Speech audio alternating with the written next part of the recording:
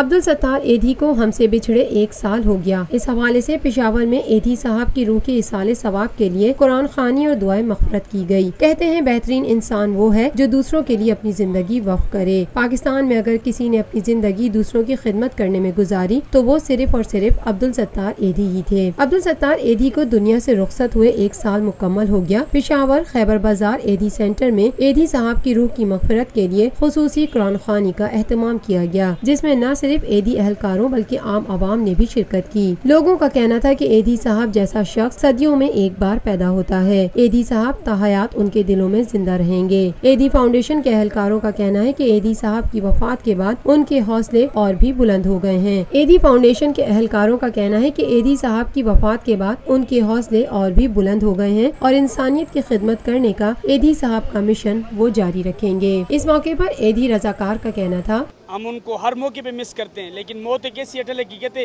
جس سے کسی بھی مذہب والے کو انکار نہیں ہے، کیونکہ موت ایسی ہے، موت نے آنا ہے۔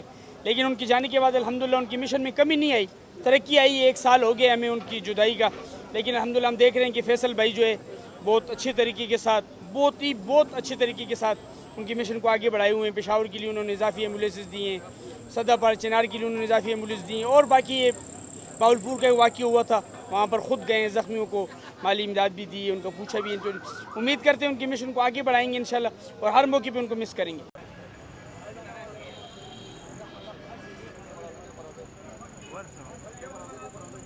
Lotus Lake Towers, a groundbreaking endeavor by Lotus Properties.